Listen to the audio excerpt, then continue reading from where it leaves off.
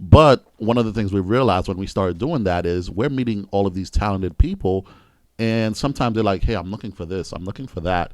I need a graphic designer. I need somebody to print clothing for me or anything. We've kind of been behind the scene like, hey, plug. Here, exactly. Work with this person, work with that person. And then we do, the other side where we talk about, we let you know what we're thinking on certain things that happen daily. But the main focus is interviewing entrepreneurs throughout the city. Because who doesn't want to get interviewed? Who doesn't want to talk about themselves right now? Themselves and what they do, how you can support them, how you can connect. I mean, but also like great things are happening in Boston. Water, earth, fire, air. Long ago, the 4 deer nations lived together in harmony. Then, everything changed when the fire deer attacked. Only Derek, master of all 4 elements, could stop those boys. But when Boston needed him most, he vanished into the enchanted golden deer forest. Season 4.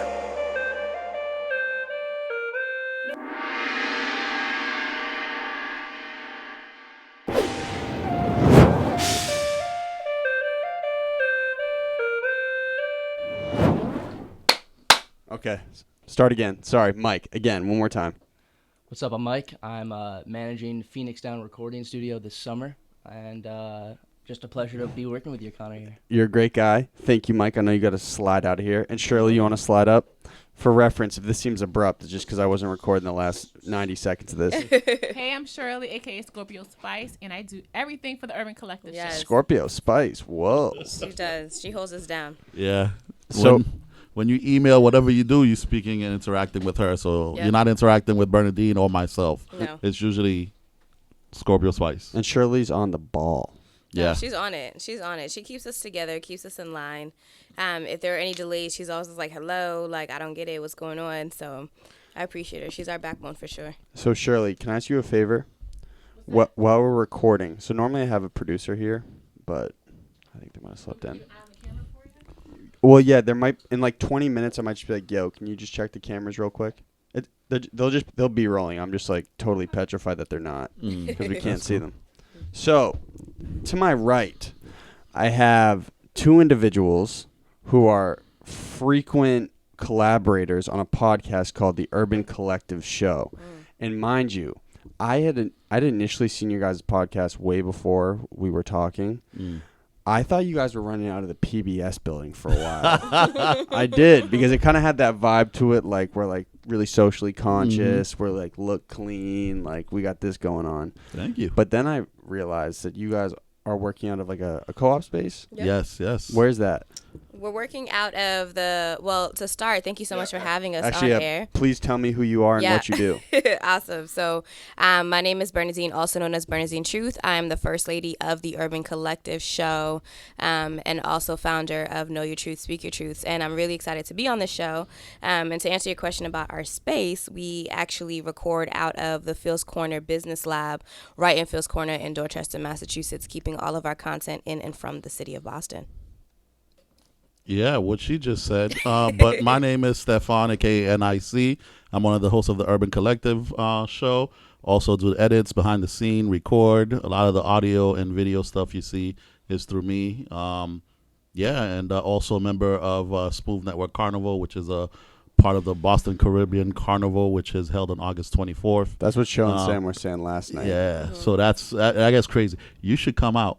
So I'm gonna extend an invitation to you. So Sam frequently called me a colonizer on the show, and then he goes, if you're not, you should definitely come to the Caribbean festival we got going on. Okay. Prove you're not. He wants you to prove that you're an ally.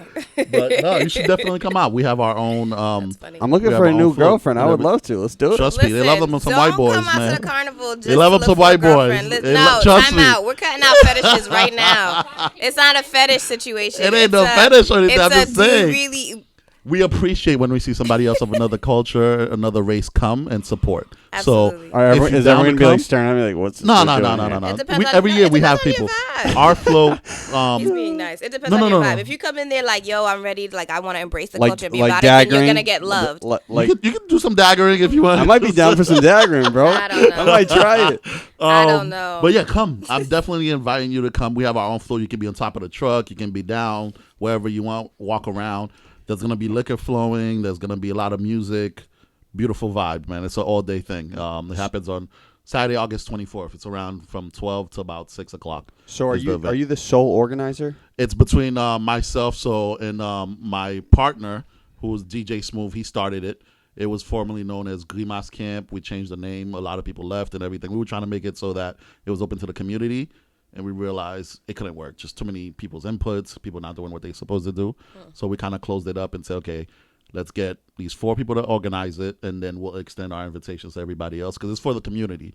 But at the same time, it's just when you have too many, people trying to do something, it just doesn't work sometimes. What's the turnout traditionally like? For the event itself or on our float? The event itself runs anywhere. Last year they had about 140,000 people there. I'm gonna repeat that: 140,000 people. All right, so quick question, and this not to sound insensitive, but is this the same thing as Carnival, or is this different? It is Carnival. It is Carnival. Yeah. Okay. Yeah. So- West Indian And you're calling it the Festival. West Indian Festival. Well, that's the official name the of it. official name is the Caribbean Festival. So CACAB is the way you can look it up online. This one, a lot of people have like regalia on, kind of. Exactly. Okay. So you have the different countries from the Caribbean. Not all of them participate. Right now you have Haiti, of course, because we're Haitian, so we represent our Haitian heritage. You have Jamaica, Trinidad, and Tobago, St. Lucia, Dominica. I'm trying to think of where else. Am I missing? Puerto Rico, are they involved? Barbados. No. So Puerto Rico has their own day parade by Rican themselves, the festival. Puerto Rican festival. And Dominicans are not involved also. Well, Costa Rican. Oh wait, excuse me. That's Yeah, so it's Central mainly America. so it's mainly like the Caribbean nations that Okay, are cool. involved. So you have about 8 to 10 countries. Some have bigger, some have smaller crowds depending on there. Boston, we have the third largest Haitian population in the U.S. It's Miami, New York, and us. That's something I've for been that. learning over time since I started the show. Is that like there are so many pockets of Yeah. Caribbean like communities in Boston. Mm-hmm.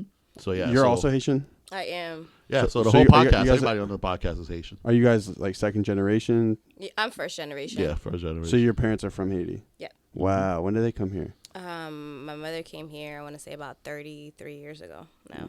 So you guys speak Creole? I Yeah. do. How would you say like, "Hey, I'm Connor Hall and I'm a great guy"? Have you? Moi c'est Connor, son bon garçon. Yep. I gotta slow down, bro. You can say non moi c'est Connor. Non Which is moi like means my my name. name is. No moi. Uh-huh. Say Connor. Yeah. Moi c'est un bon garçon. I'm a good guy. Moi c'est un basso. Bon. Bon Bon. Is good, Garçon. and garçon's guy. Garçon. Yeah. Moi Garçon. c'est buen garçon. Hey, close enough. You're close, you're enough. close. Close We'll enough. go with that. You might want to learn that a little bit more when you go to Yeah, the especially if you festival. coming out to the Right, festival. you coming out to the festival. Just say Be like- sac passe, you'll be good. Right. Sai passe? Yeah, that's Sac what's up. passe. That's like, what's up? Yeah. And And how then do I people- say, "Hey, can I get you a drink? What's going on, shorty? How are you?" See, there's gonna take a little bit more There's extra work. levels. Yeah, I was like, that's like a conversation. So how did you guys meet? That's a good question. Yeah. So, to be honest, I knew Shirley and Stephane for years growing up in our church, but we didn't necessarily migrate in the same circles, right? But like in our church community, growing up at St. Angela's in Mattapan, Boston, our parents were involved in the church community in whatever ways that they were. Stephane was actually an altar server. Yeah, put all my business out there. Yeah, no, All I'm right. going to. You're My an mother- altar boy. Well, Yeah, he I was was an an altar altar boy. I was boy. forced to be an altar boy. So for, it's a Catholic church. Yeah, Yeah, Catholic church. My mother was in the choir, so then I was also one of the altar servers in some ways, where I was like bringing up the offertory, like communion and things like that for the Catholic church community, and was like a dancer in the church. But then we took like a time out in that, right? So like life happens. And then Kevin be the brand, who used to be another host on our show, he and I hosted in a fashion show together at Northeastern several years ago. Did you go to school there, or? I went to grad school there and I worked there, but this was while I was working there, and so he was hired to like host the show, and then I was asked to also co-host the show with Kevin. And so we were on air and everything like that. And then a couple years later, he reaches out to me like, yo, I have this vision. I have this dream. Like, I want to create this podcast show. Would you all be able to come? Like, would you be down to come on? I'm like, listen, like, I want to learn more details. Like, podcast, cool. Like, heard of them. Like, haven't really created one, whatever. Was this before like the big podcast boom? I think it was probably it was like a little. I would say like right a little around bit that same before time. a tip. When of was it? it. Like 2016? Yeah, because I've been listening to podcasts since I would say like 2010. Yeah. Like Joe Tech Rogan. podcasts. But yeah, as far those as them type of being stuff. really big in Boston, I would say like we probably were in it like a couple of months into it type of thing. And then NIC and Kevin are best friends already. And so Stephane, like NIC was on the show, like doing a lot of our engineering work and things like that. We originally had another co-host. It was originally Kevin.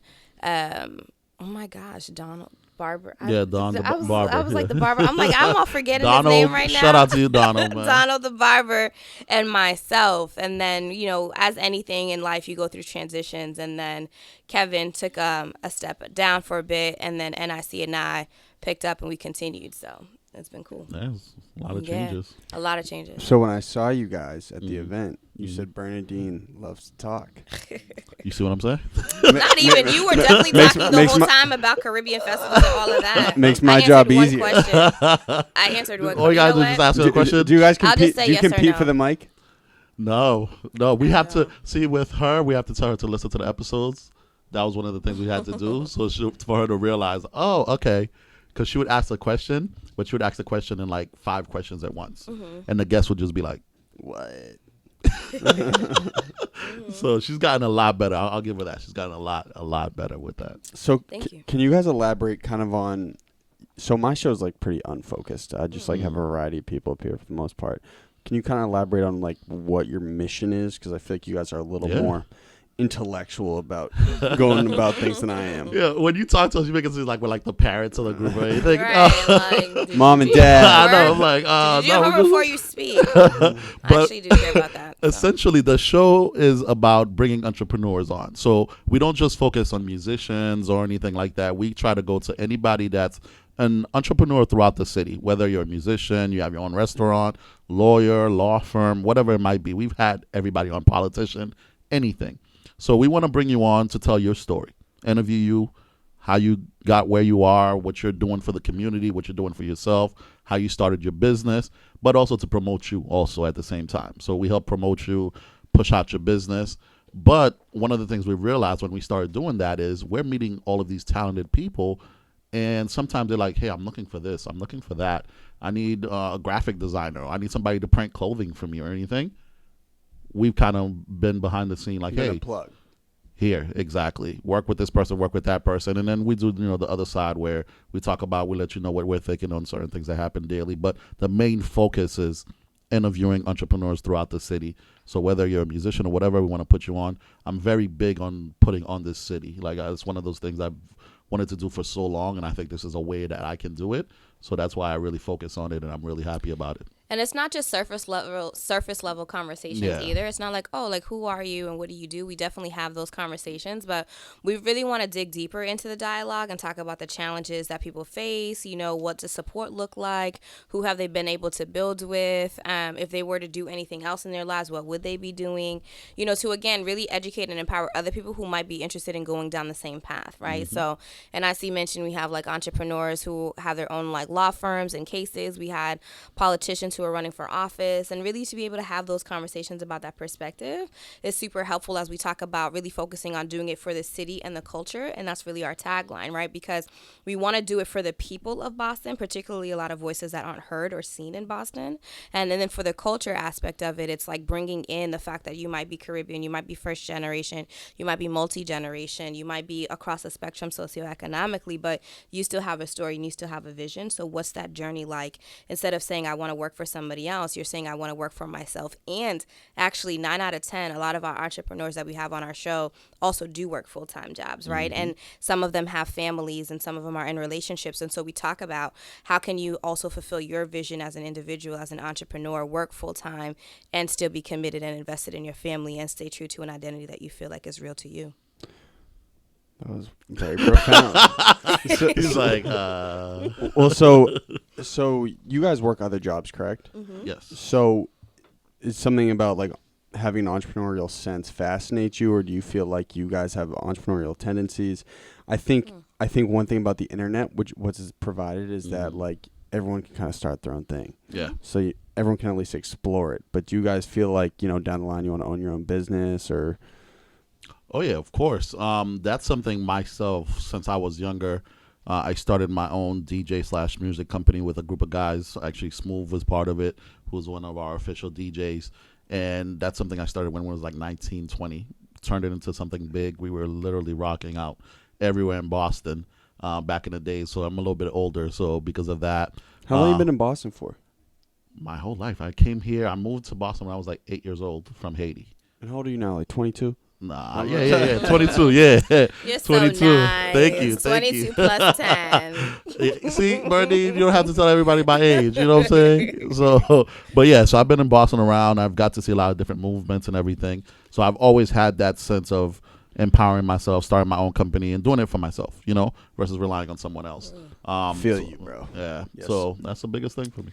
Yeah, and for me, I do work a 9 to 5, but then I do have my own company, Know Your Truth, Speak Your Truth, and so through that platform, I create brave spaces to really engage in very difficult dialogues, and I provide platforms through my motivational speaking, my workshop facilitation, the occasional blogs that I put out there, and some spoken word poetry, depending on my schedule and my ability to commit to that. So being in that realm, I've been able to be in corporate, I've been able to be in the educational sector, nonprofit world.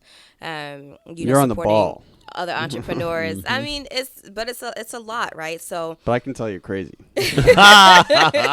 Really? I don't think. I like that. You like to work, right? I would love to work. Me too. But yeah, we have to tell her to slow down. Yeah, and my body's learning to tell me to slow down. So I'm at a crossroads in many ways. I'm still keeping up with all of it, but just trying to restructure a little bit. Do you ever feel too spread thin?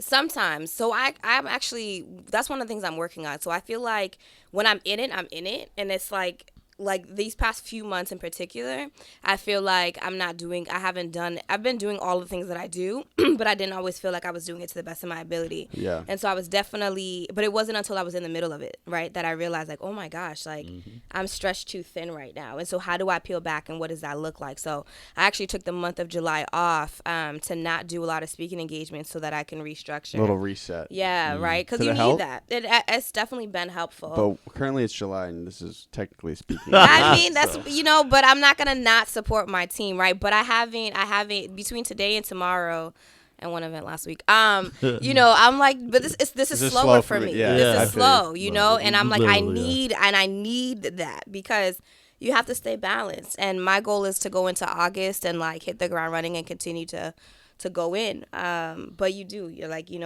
you get so passionate about doing it. So like, yes. And then you're like, how? Right, but you already said yes, so you have to follow through. See, I feel the same way. Have you guys had Celeste up on your show yet? Yeah.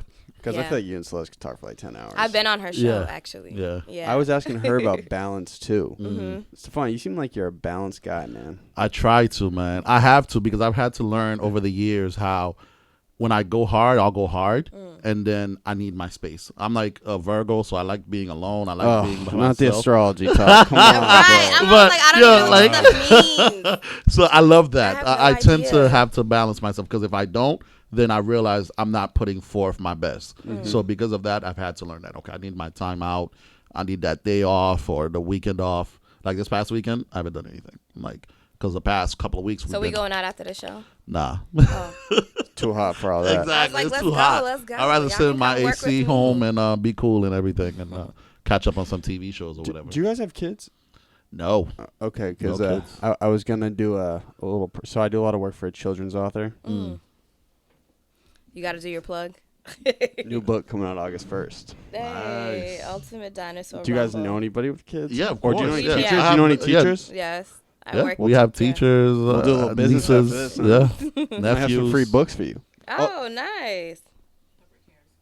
Oh Oh, yeah, yeah. yeah, that's actually good. Yeah. Saturday, Thumbprint Cares, which is a partner of ours that supports us a lot, is going to be doing a book drive in Dorchester. So yeah, Thumbprint Cares. yes, they're a real estate company in Dorchester. And they do it's a run lot of. yeah. What if I told you that the guy who wrote this, This series is the highest selling nonfiction young adult series. And Oh, wow. what if I told you I get you a pack of free books for that? That'd be We would amazing. love that. We love that. And Thumbprint Cares would definitely give you Yeah, a they would shout out. They're definitely. all But about yeah, the but in community. return, can you give him an IG follow? Oh, Absolutely. yeah. Absolutely. Easy enough, right? That's Couple easy clicks. enough. Yeah, that's easy Absolutely. enough. We can make that happen. Definitely down to support. So, on a business segue, so we run podcasts, right? At the MASSCast, there was the conversation about monetizing a show. And so that is something that I would love to make this a lucrative business for myself. I would love to. Have you guys thought about doing it? And does it bother you that it doesn't make bread yet? Or is it more of like, no, let's just hustle this out? Or what? Or are you trying to position yourself to make money off of it? That's a great question. For us, we're definitely trying to position to make more money off of it. We've gotten kind of we've done events where we've had good turnout, so we've made money that way off of it. Whether if it was a party, 1 year anniversary, 6 months, things like that. So we've done it that way. We've worked with other partners here or there. That's like, hey, we'll help you out. We'll give you stuff. It's not necessarily monetary. This year, we're actually working so that for the upcoming year and season, where we have different packages and different ways of doing it. And it was kind of like a learning thing because when we first started, we're like, oh, yeah, we need sponsors and everything. And we had people that really wanted to sponsor us, that still wants to sponsor us. But then when we reached out to them and we're like, oh, this is how much we're trying to charge, they're like, come again. Yeah. So we were like, okay, so we had to learn that, Yeah, change that scale around, back. scale back a little. You know, they're like, hey, you guys are not like breakfast clubs. Yeah. Okay. So we had to change that, and that's something that we have coming. And we have some great packages that are coming out that's going to help us because we've been on a year and a half. It's been us that's been putting money into it. We'll get money here and there, but it's been us monthly putting money into it to make it work. And, Bernadine's always yelling at me because I'm the guy that's always like, hey, we need this, we need that, we need this. I'm And she's looking at me like, who's doing that? like, really? Get whatever So, you want. It's yeah. just if it's coming out of my pocket, we got to talk. And the biggest change for us, we started in a studio like this. Like, it was a recording studio, so all the equipment was there. So we didn't have to really start up front. Like, we got the banner and stuff like that, basic stuff. But then I was like, hey, let's move to our own space because we can have more stuff. It was easier for us to do. We didn't have to rely on other people. So we did our own space, but you had to get our own equipment and do all that. So I had to be like, hey, we don't need to get, top of the line stuff, but just stuff to us to work. To get So us we had to started. invest money there. And they were crying the whole time, like, oh, we're spending like $500, $600, $700 for this. I'm like, listen, we need it. It's a It's good going to investment. benefit. It's Exactly. And now they realize the benefit because Bernadine did a show at the Black Market. We used our own equipment. We didn't have to rely on people or do anything like that. And I have equipment from sound, but I have like large scale equipment. Right. Where it's just not feasible to do But a small I'd show. also say, like, definitely we want to continue to put our work out there to eventually get some sponsors that A little are very bread. consistent. Exactly. Right, support the livelihood. I think it also helps us the more we can bring on entrepreneurs and people who are doing great things in Boston. Like, even if we can give them some giveaways or really engage our audience by giving them content or articles of clothing or whatever the case may be solely off of being supporters, I think that long term it helps with that level of engagement too. So yes, financially for us, but also thinking about creative ways to bring other people into the conversation and to not be like that cool cute podcast over there, but it's just like no, we're actually doing something in the heart of the city that we were raised in. So you guys have lived Boston your whole life. Yeah. Never left. Visited other Yeah, I've places. been to a lot of other places, but never Yeah. lived anywhere else outside of Boston. Do you love it here? I mean, I love it here for sure. I think that when you talk about love, right? Like, I can't stand our weather patterns. I feel like we're winter love all it. the time. For reference, you Um, can't feel the weather Yeah. on SoundCloud or on You Google Play, can't. but it is 100 degrees. Yeah, it's been 100 Right. yesterday and today. So there are things, so I'm like, with that, I would definitely opt out for something different. But I've been thinking lately about like relocating. So like I might relocate to like Houston, Texas. I might relocate to Maryland. Those are two areas that I feel like my personality will also mesh well with, given the work that I do with my company and the work that I do in education. But, I think for what we're doing right now in the city of Boston, it's super, super important. I think that Boston really has a lot of life and a lot of culture to it. It's about celebrating it in a positive way and not waiting for the permission of other people to recognize how much greatness happens in our community, in our city. Thank you, and not to totally cut you off, that's but I'm just sick of people just like totally saying this city's whack. It's Like not there's true. nothing to do. This city There's a is lot of stuff to do. incredible. So much. No, it's not even on like nightlife. Like this city is unbelievable. And like again, it's not, the creative community is not fully cohesive, so I think there's a little bit of like friction there. But it is such a great city to start something in. Right. Like people need to be grateful that it's not LA or New York. Yeah, it's not a dog. I feel like I agree with you. It's not a dog eat dog world out here that way, right? Like I don't think a lot of people are like, no, I can't stand you, so I'm not messing with you. I find that once opportunities are provided for a lot of creatives to come together, it's nothing but love. Every time I've ever been in any space with creatives, it's like, oh my gosh, I haven't seen you. Like, yo, you're so dope. Like that's so you're so talented. Like, oh my God, I didn't know you knew this person and you followed this person. So I definitely think a lot of that energy and that positivity is there. I think that because we don't see a lot of celebrities maybe mentioning something in particular on TV, people think we haven't made it. And so I'm like, listen, we are our local celebrities. Like we're doing great things in this community. I think we could definitely do far better and far more, because I do think like there are a lot of famous people who have been raised here who I think should continue to come back to Boston and like put Boston on the map. You have artists who'll be like, I'm What going does to that do mean these though? great Put concerts. Boston on the map. As in like mention Boston and go to Boston events and try to reach out to some people as well and say like, hey, I'm coming to the city, like what's going on here? Or like publicize, again, other things that are taking place in this city. I think that from what I've heard and from what I've been able to witness, like people are just kind of like, oh, like when artists are performing, for example, and we have concerts, you could even look at who they bring out with them, like headliners or like other artists, right? Like to their concerts. You don't see a lot of amazing other artists come and open up for artists here. But you'll see them in Houston, you'll see them in LA, you'll see them in New York, you'll see them in Chicago. And this is like, how come these people are doing the same concerts in Boston and these artists didn't even come with them? Question. So you guys have been here your whole life. Has it seemed more cohesive over time? Like has it grown?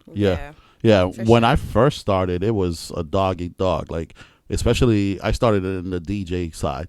So were these we like had- the Benzino days? Nah, not a little bit after Benzino and everything fell Friends off. with Not Benzinos, that cousins, old, nieces, but I like think. it was like the early 2000s, mid 2000s or so. Where were you And doing most of your gigs?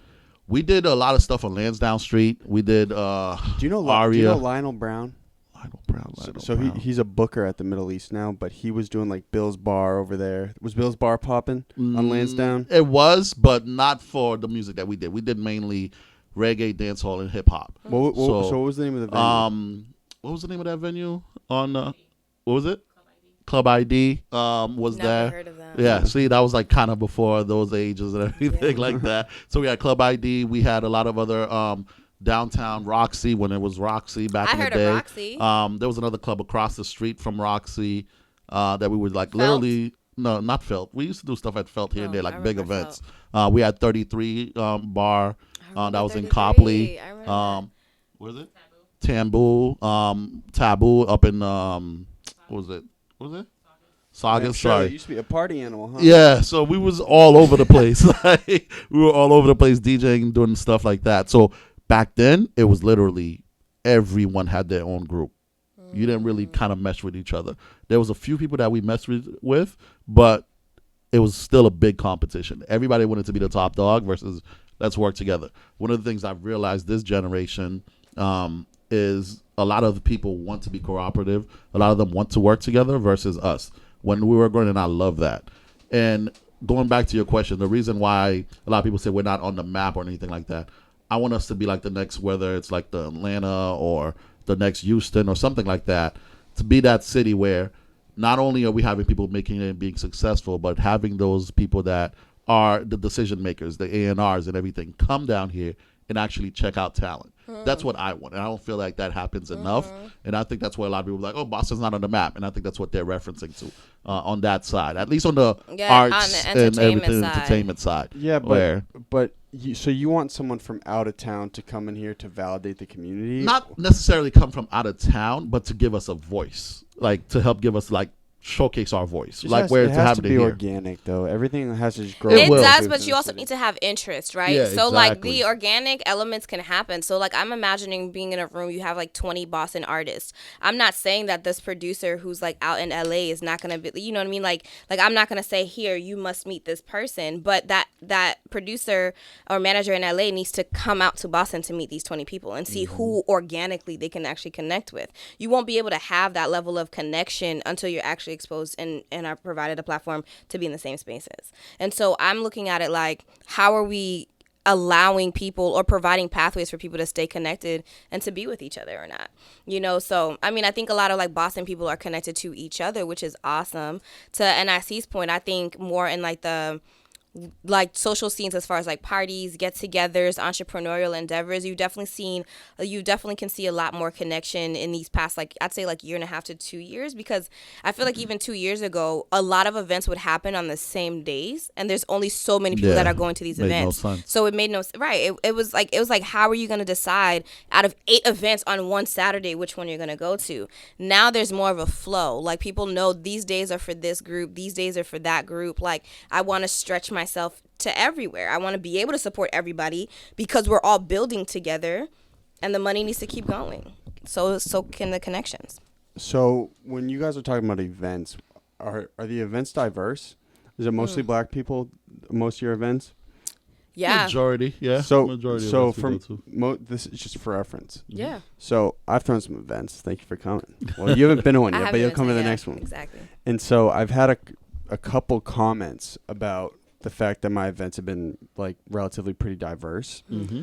And so it seems like there isn't not even to like big myself up, but there's not a whole lot of cohesion between the black community sometimes and then maybe white creatives. No. And I don't even mean to turn this into like a huge racial talk, but am I right when I say go that? for it. No, Yeah, you're you're right. definitely right. You're definitely right about that. That's something that you see where I would love for it to happen more, but for whatever the reason, I don't know what it is, it just, the black people do stuff in their pocket and they stay over here, and you have the white people in Boston that do stuff in their pocket and they stay over there. You might see in some interaction sometimes, and normally then it you get takes, crazy meat walking in the middle. yeah. So you might have those crazy interactions where it will take an artist coming from out of town or a big artist, but it's never localized. Like that's one of the things I've kind of realized, and that's why I love the movement that you're doing and everything. And anytime you do something, I'm like, you know what, I gotta support this guy because Thank you, he's man. trying to do something bigger for us and to put this city on. Why not support him? Because there's certain crowds like I never would have interacted with certain crowds that you have, and same thing way with you. You probably would never met certain crowds that we have. So why not? Yeah, and I think I say in addition You to got to that, come to the next event. I definitely have to come to an event. Let's go with you. Well, you It's, two it's spread that thin. schedule. It's that schedule. Uh-huh. But I'm gonna do my best. But I'd also say like it's a fine line though. I think that part of it is when you talk about building a community and you talk about building support, like there's tiers to that, right? And so I think in the Black and Brown community, there hasn't been a lot of cohesiveness amongst us yet. So in order for us to be able to say other people can come and be part of that group, or we're gonna actually implement ourselves in other spaces, I think there's definitely a sense of value in building with each other. And I think that there are certain people who are capable, ready, and willing to go to other events that have such that like has that diversity that you're referring to. But the truth is too, there are also some people who are like, I don't want that. Like I live in that. I work in that. I go to school in that. Like I want a space where I can just be this Black and brown person and not have to explain why I look like this, why my hair's like this, why I speak like this. And so, it's trying to find that those events where a Black or brown person isn't like idolized and fetishized, and then a white person isn't also targeted as this like fake ally, want to be down but not really down kind of person, right? Like where it's a genuine connection where people can truly say, hey, I respect where you come from, you respect where I come from, like let's really just vibe out and not have it be like a racially focused situation. But not saying that race is absent from the conversation either, because I think when we talk about uniting fronts, like people need to talk about the real racial infrastructures that separate us in order to bring us together. So like black organizers and events, like they have challenges sometimes because these business owners have strategic ways of like pushing them out of spaces and are telling them that they can't throw events in certain spaces. And so you still I've heard have a little bit of that, yeah, you know what I mean? So like you still have that racial undertone there too. And this is like, why not, right? Like, because if this was like a white person trying to throw this event, you probably wouldn't be asked these 20 questions. So like, what's going on there? And so when you have those challenges trying to build, it's harder to be like, all right, like you can just come, when it's just like, it was so hard for me to even be here for my people, but all of a sudden I have access to like a white person who can come and support this event, and now I'm more credible, right? And it's just like what's going on there. And so again, I want to attend one of your events, but I think when we talk about you want the free T-shirt. listen, I have a lot of teas, but you know, like what I really want is like real spaces for us to just really be, and there's not there's not an agenda. It's just like, no, like, so we a lot just of really people fuck with each other. A lot of people have expressed that they would like some sort of like new wave of venues. That's the concept. But I'm gonna segue real quick. So did you guys all both go to BPS? I did. Where did you go? Well, I went to a charter school. So What was it called? the Academy of the Pacific Rim. It's a charter school in Hyde Park. Don't know that. Where did you go? Nah, I went to a Catholic school. I went to Cathedral High School. Oh no, Catholic Conference. Yeah, Catholic. Yeah, man. It was the most public Catholic school you could ever go to. No uniform, no nothing. And yeah, if you didn't know, you would not know it was a Catholic school until you went to the religion class. Yeah. Saw the building. Are you still actively Catholic? Yes. Okay. Yeah. You guys How about go you? to church? Are you from Boston? Oh no, I'm from Lincoln, Mass. I know Lincoln. And my parents were split, so I spent time in Lincoln and Cambridge. Okay. Well, Cambridge is very diverse. It's extremely diverse. So I had the mayor of Cambridge up here. He says it's the most gentrified city ever. Boston is? No, Cambridge. Oh, Cambridge. Really? Absolutely. That's interesting, because when you don't live there, you don't see that, right? Yeah. Like, I just go through Cambridge all the time, and I'm like, my gosh, there's so many there are variations of restaurants to eat at. Like, well, the thing is, venues to Boston be in. is actually wildly diverse. It's Segregated. It's very segmented by community. Mm-hmm. Yeah. Fields Corner is like very Asian, right? Yep. Yeah. Now. Is it Vietnamese? Is like a big Now. community there? Yeah, now it's starting to be big, but back in the day, Fields Corner 90s, was like black and Hispanic. yeah, it was black, Hispanic. Even like around Academy Homes area, that was mainly Spanish. Now it's turning. Shirley, where did you go to high school? St. Clair's. Oh, so you were at Catholic school too? Yeah, these are those Christian holy rollers. Well, I went to I went to a Catholic college. You went to a Catholic I went college? to Providence College. Oh, Oh, PC. okay. I remember visiting Really? them. I went to Emmanuel College. So, Whoa. How was that? yeah, right. I was like, yeah, that's like the You same. went to Regis? So you went like 5 miles from the city? But the campus is like a golf course, though. Yeah. It's beautiful. It's wild. Big campus. I love the parties at Regis back in the day. What do you think about Catholic education in schools? How's that for a question? For me, Hey, How am I doing? Good? It's good. I'm sitting here like. For me, I wish I actually. The only reason I actually went to Catholic school was my principal. I was supposed to go to West Roxbury, and my principal in middle school was like, "Hey, he's too smart for this. I need him to go to a school where he's gonna focus."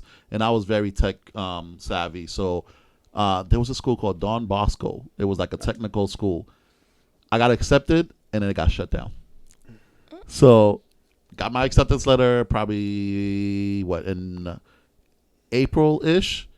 May I got another letter. Oh yeah, sorry, school's being shut down next year.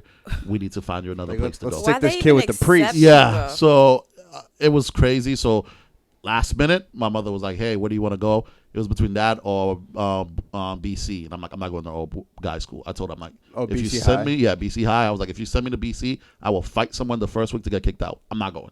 I'm not Wow. going to That's I a didn't good want to do school, all boys though. school. I didn't care. I didn't want to do all boys. It's a great I'm sorry. school. It is. So because of that, I ended up going to Damn, how'd you Cathedral get in? and had fun there. It was a small schools, which I liked, but there's certain things because of us being in the inner city. I didn't really. It was majority black, Spanish. I had maybe like 2 white kids in my class, so it wasn't until I got to college that I was like, Where'd you go to college? Wentworth. So I So went you've to always school been down doing the tech street. stuff, huh? Yeah, I've always been a techie and everything. So With the pie was shirt with on. so yeah, so that was like Didn't even notice. I'm like, I definitely see that. Sorry. Anyways, it's our beef. back. We I know. didn't. I didn't. So were you? Did you embrace the Catholic education when you were in college?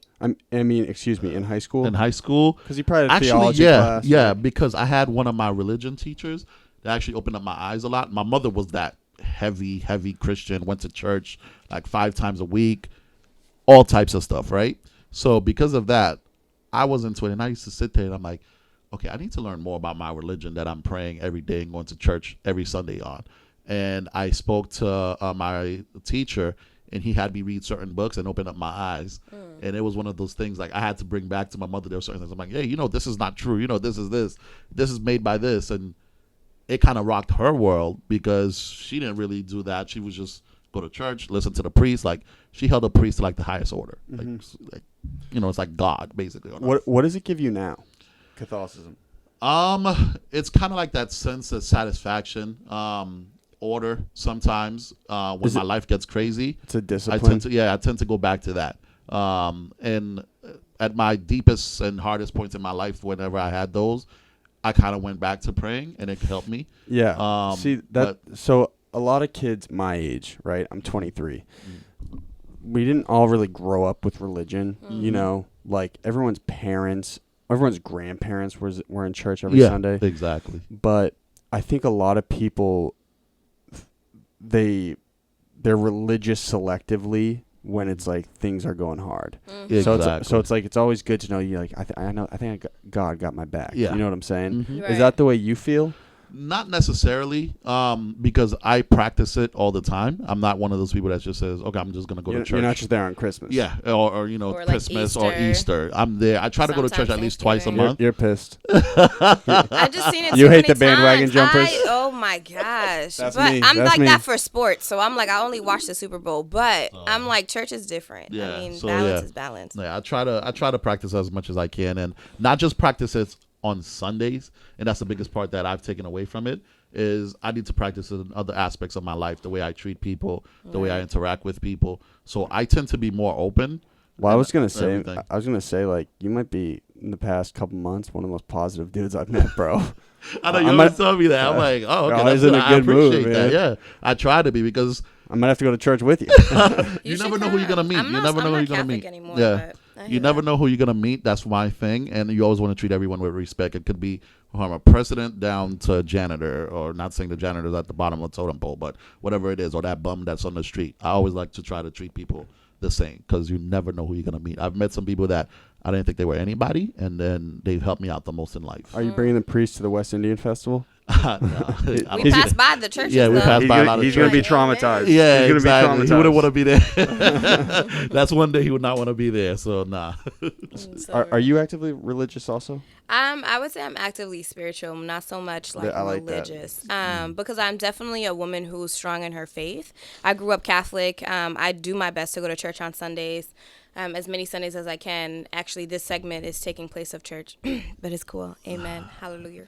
No. So one time go to church. No, but I Shout out love to God, it. man. Shout Yes, out to no, God. but I mean, He makes this possible, right? Like seriously, all jokes aside, like I love that.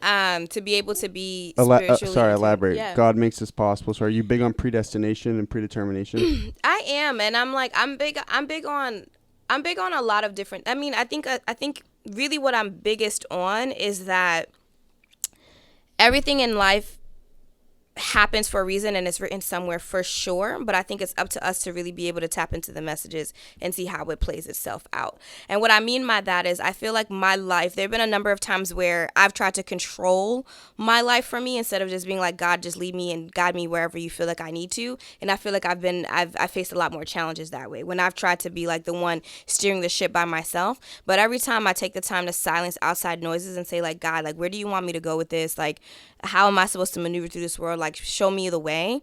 Things just work out for me. And that's happened for me professionally. That's happened to me with friendships. That's happened to me with relationships and my family dynamic. When I reflect back even into my adolescence, like I faced some medical hardships as a child and I would have died. And what did you face? I had this kidney problem called nephrotic syndrome. And it's a kidney problem that a lot of people have actually died from through the years. And I wasn't expected to live past like 6 or 7 Wow. from it. And I remember going to the doctors and taking and having having to receive a number of shots and medication to monitor it. And I went to a church in Canada and I prayed on a statue and I was like, God, like, why am I so sick? Like, I just want to be healed from this. Like, let me be healed from this. And shortly after leaving that church in Canada, I came to a doctor's appointment in Boston and I didn't have nephrotic syndrome at all. Sounds cinematic. I know, I'm like, Lord, show me a sign, please. But I mean, and you know what I mean? But the thing is like, I was a child, right? So I'm like, I just know that I didn't have to go get shots anymore. I just knew that I didn't have this kidney disease anymore. Like, I didn't end up going the route where a lot of people have gone, where they need to go through dialysis and like pass away from that. You know, like that. Like, again, like, I'm very blessed and I'm very opposite. fortunate. I believe you're like, you hold yourself. Too many people want to sit there and be like, oh, God got me. No, get your own damn self. Like, do I stuff think it's your a balance. own self. And I think that makes a lot of people lazy. Yeah, I was because like, I they'll think it's a sit there balance. and they be like, yo, you know what? I'm going to wait for God to guide me. And they don't do anything to try to get to where they want to get I to. watched a person do that who was sick with like lung cancer and was still smoking. And the doctors are like, stop smoking. What are you doing, bro? Eat better. He's like, oh, but God got this. I said, What? You're not. Like, God is giving you the doctors and the medication to guide you, yo. Like, God thinks you're a stop dub, bro. smoking. Exactly. God thinks you're a dub. You know what I mean? So I'm like, no disrespect, because may he rest in peace. But I'm like, there's, it's both, right? Yeah. So, and that's what I mean. Like, God got me for sure, but I have to do the work. I have to show Exactly. up. I have to like ask the questions. I have to shake the hands. Like, I have to pray. And like you said earlier, you're like, some people only go to God when they're in need. I'm like, when positive things happen, I'm like, thank you so much for this. Like, this wouldn't have happened without you. So, you two have very different viewpoints on God than in that case. Mm-hmm. Do you think religion has it ever been divisive for you? Like, has it ever taken back in your life? What do you mean? Like taking us back? I mean, like, do you think like a religious mindset has ever held you back? I would say probably when I was younger. Because I'm similar to you in the fact, like, is that a bad question? No, I'm just thinking about it. I'm like, Yeah, has when it I ever was held me younger, I back? would say yeah, because I used to be scared of doing certain things. See, that was the one thing, is like, I think sometimes classical religion, like Catholicism, it instills a lot of fear in people. Yes, it does. Right. Yeah. Well, that's how we're in our political arena. But whatever, I'm not gonna go there. But but seriously, fear. But so my challenge with religion are those sentiments, right? Where it's just like, you need to treat people the way you deserve, like you want to be treated, or with respect or whatever. Because if you don't, you'll go to hell. I don't like that. I'm like, no. Treat people with respect and honor them and communicate and be respectful. Period. Because that's the humane thing to do. Not because you're scared of going to hell, right? Like, I think that there's a subtle difference there, where it's just like how you're treating people solely off of this fear, or how you're treating people because you know that people deserve to be treated that way. And so it's like, to answer your question, do I feel like religion has held me back?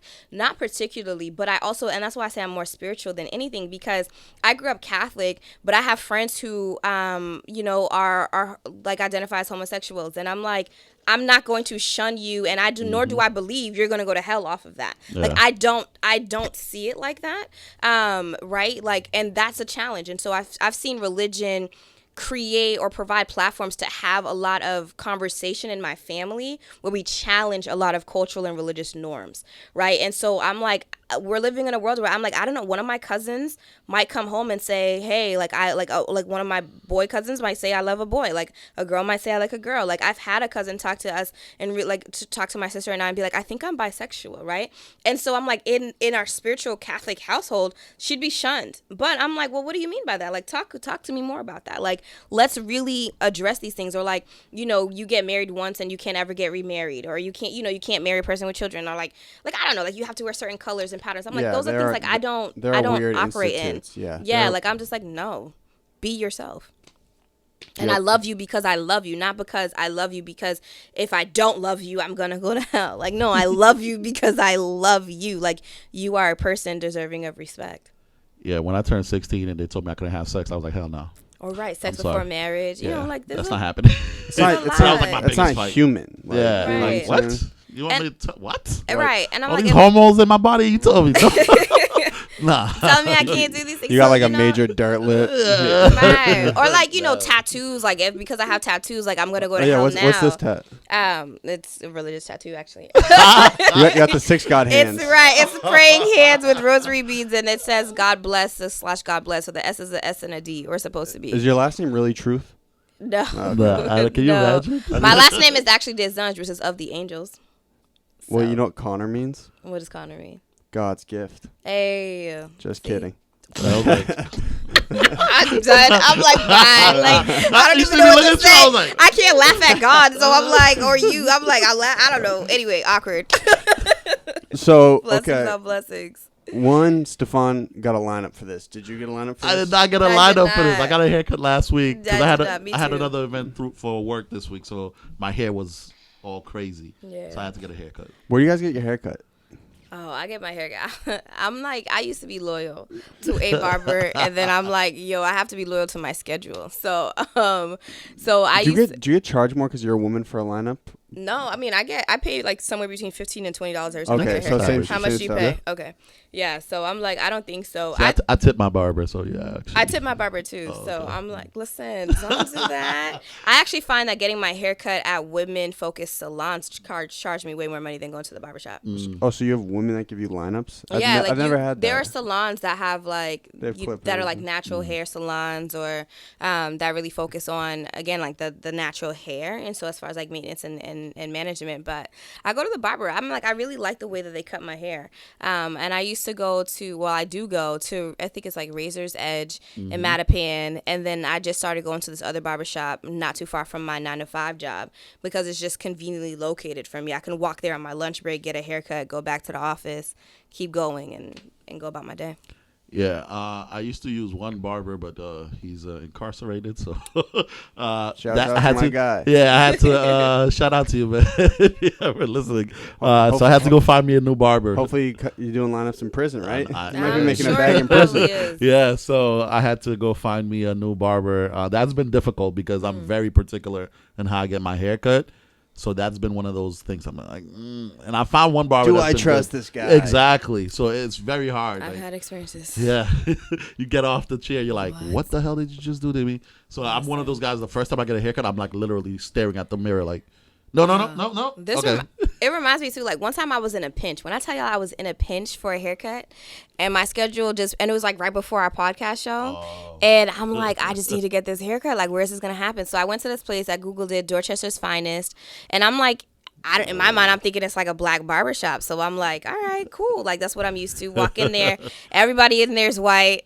Open the door. Everyone's looking at me, and I'm looking at them. And I'm like, Bernadine, you have two options. You either walk away, but that's not who you are, right? You go straight to that chair. Or you sit in that chair. So, like, I went in there, and I was like, I was praying the whole time. I was like, God, please just have this be a great haircut. Like, have this be a great haircut. How was it? It was amazing. I mean, the dude did a great job. We were talking about it. I'm like, yo, don't fuck up my hair. He's like, no, I know you're black. I got you. I was just like, I know you white, and I'm trusting you. And it was amazing because we were like having this conversation in this barbershop. And it was dope because he was just like, yo, I wish more people sat in the chair. Because he's like, you'd be surprised how many people open that door and walk out. Yeah. And I'm like, no, I have to be true to myself. The same way I'm telling other people to give black and brown people a chance is the same way I have to do that in reverse. Like, I have to walk in my truth too. Now, the truth is I was scared and nervous. And I was like, this could go all the way south. But then the other part of it is like, he's a barber. Yeah. And get your haircut. That doesn't change, right? So, and we just chopped it up. We laughed, took pictures, and went about my way. And I got the job that I needed that haircut for, so it was dope. I loved it. I'm serious. I feel like you're a big thinker. Yeah. Yeah. We have to tell her this. Shirley's over there nodding her head. Shirley, are we cool on the cameras right now? I am a So thinker. let's get a big high five over here. This is a Hey. big Boston podcast high five. Love Come on. it. Come on, That's the Stephane. team. That's the Yes, team. I love it. I love it. I love it. So what about you? I gotta ask you real quick. I know. Please, Why did you start this podcast? because I'm an attention whore. Okay. All right. Hey. No, so I had thrown a big show. It was actually a year ago today. I sold out the Middle wow. East. Amazing. The Yeah. Middle East down. Were you gigging at the Middle East downstairs at all? Back in the days, yeah, I used to go here or there. I've always been doing my own thing for a long time, and I couldn't really reach out to anybody. I might have even DM'd you guys. I don't even know. Were you guys up a year ago? Yeah, we were. Mm-hmm. And to promote the show, there was like no real platform I could have help me promote the show. So I noticed there was kind of a niche, and I knew I wanted to keep doing branding stuff. And so I started the show, and haven't missed an episode to a week, man, since. Nice. It's amazing. What was the event that you put on at the Middle East? It was a concert with all Boston artists. Nice. Oh, wow. What was it called? Washed Up. Because I was Washed just Up. leaving college. It's like everyone's washed up. That's wild. So That's amazing. the name. We've been trying to figure out what's up with the name. Where'd you get the name from? Golden Deer? Yeah. Do you want me to be a salesman here, or do you want me to Yes. Yeah, pitch no, it, man. but do it. It's your It is your platform. thing, Make yeah. it happen. So, in college, I was known as Coach Connie because I had a YouTube channel where I was making skits and sketches. And I had a name for myself on my campus. And so YouTubers traditionally have end cards. And so me and my friend, the semester had ended, we were thinking of a logo, right?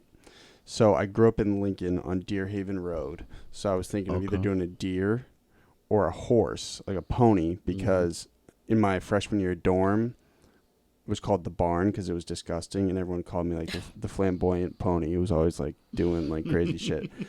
And so we were choosing between a pony and a deer.